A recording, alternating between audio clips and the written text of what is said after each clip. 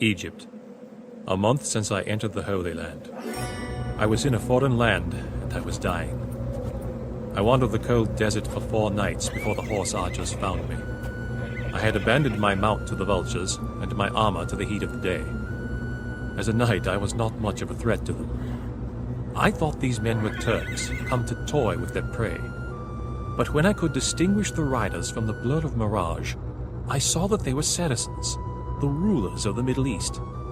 I had ridden to the Holy Land with the Crusaders from France and Normandy, so I was by all rights these Saracens' enemy. Yet they gave me water and a spindly horse, and led me back to their leader. And that was how I met Saladin. The paintings in Europe show Saladin as demonic, barbarian.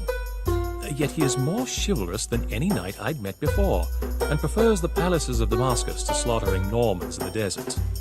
I had not expected hospitality from Saracens. We Normans execute any armed Arab we capture, but Saladin left me free to explore his camp. Perhaps he wants an objective observer to chronicle the prodigious bloodshed ahead. Saladin's army is heading south to Egypt to reinforce Cairo. Egypt is a tempting prize for the Crusaders. She is fabulously wealthy, yet governed by an ineffectual fool. Before my capture, I was en route to join in the Crusaders' assault on Egypt. It is a bitter irony that now I shall view the contest from the enemy camp. So it was that I found myself less than 100 miles from the Dead Sea in the company of my enemies.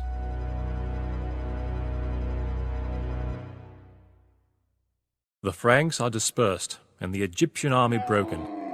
Saladin has taken his place as governor of the Nile. Any European king would seize this opportunity to eliminate his political enemies. Saladin, however, allowed any Egyptian opposed to his rule to leave the city unharmed. Saladin has set out to win over the population.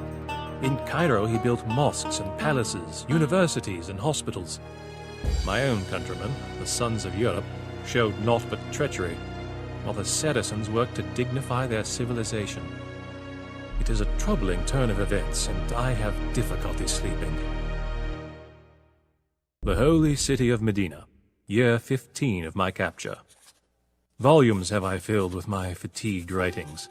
Lord Saladin reads them only rarely. He speaks of greater events yet to come.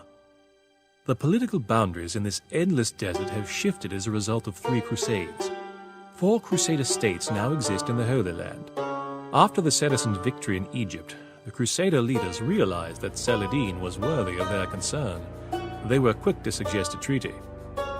I hoped that with peace at last upon us, I would be returned to my own folk. But this peace, so short-lived, is already broken. And it is not Saracen but Crusader that has violated his word of honor. Renaud de Chatillon, a wicked French knight, has been raiding Arab territory in defiance of the treaty. He attacks trade caravans, and his pirate ships threaten the Saracen holy cities of Medina and Mecca. Saladin, in his fury, has sworn to kill Renaud with his own hands.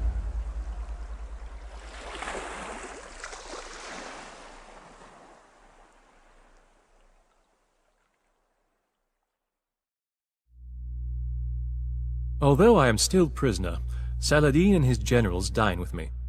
Over meals we discuss mathematics and astronomy. I never imagined a race of desert folk could be so wise. Baghdad, the Saracen capital, is the most civilized city in the world, with free hospitals, public baths, a postal service, and banks with branches as far away as China. But as we eat, talk inevitably turns to war. Renaud's pirate vessels now rot at the bottom of the Red Sea. His raids have stopped. Renaud has escaped, but I suspect Saladin shall neither forgive nor forget.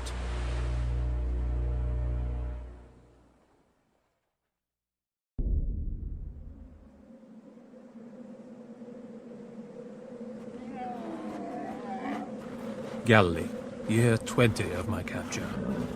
Last night we rode into a sandstorm. The men dared not open their mouths to speak. We clung to the necks of horses or camels while waves of sand rose and fell around us. The Saracens have pursued a large force of Europeans into the desert. The Crusaders carry with them a relic, a piece of the true cross. Capturing this artifact will deal a severe blow to the morale of Saladin's Christian foes.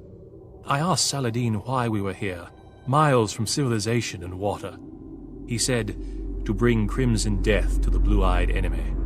The huge Crusader army has halted to make it stand beneath the two peaks called the Horns of Hattin. At the Horns is only a single pool of water, and Saladin controls it. At night the Saracens ride out and extravagantly pour out vessels of water into the sand, within sight of the thirst-crazed Europeans. It is cruelty worthy of a Crusader. The fighting was fierce. The Crusaders had to conquer or die. Mostly, they died. Saladin has treated his prisoners well, providing them with ice water from the mountains and comfortable tents. For the first time in years, I have been able to speak to fellow countrymen, but I am unsure what to say to these invaders. Not all of the prisoners were treated so royally. Renaud de Chatillon was captured here, and fulfilling his vow, Saladin sliced off Renaud's head with his own scimitar. How ironic that it was only after the Crusaders entered their land that the Saracens were transformed into the people that we set out to destroy. Jerusalem. 20 years have I been with the Saracens. Saladin's target is Jerusalem. The great ancient city is sacred to Christianity, Judaism, and Islam, and is the virtual capital of the Holy Land. If there can be a victor in this endless conflict, it will be the army who holds Jerusalem. To complicate matters, Saladin is determined not to harm the city itself. If a single holy shrine is damaged, the populace might well view Saladin not as a liberator, but as yet another conqueror. The last time I entered Jerusalem as a crusading knight, I waded through the blood of victims. This time, not a building was looted, not a townsperson was injured. Saladin set free nearly every prisoner he took. The citizens of Jerusalem proclaimed Saladin as their savior. He offered to free me, but after 20 years in his service, I have decided to see it out to the end.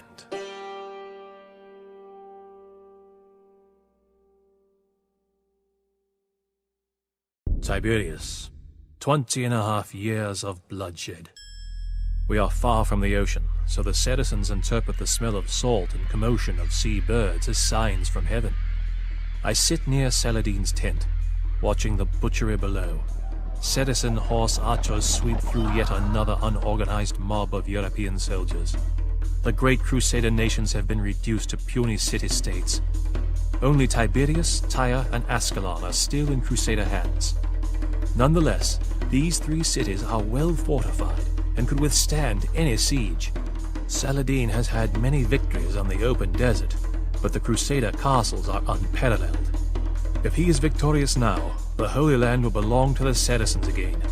A failure could mean decades more of carnage. Once I was amazed at the nobility of the Saracen warriors.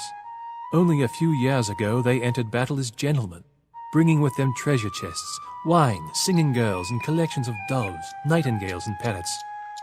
No longer. In reaction to European hostility and fanaticism, the Saracens have steadily become more resolute, more bloodthirsty. Their love of art is replaced by a love for battle. Now, in answer to the crusade, they have adapted their principle of jihad for warfare. The result has been devastating to the Crusaders. The European presence in the Holy Land was finished, or so everyone believed.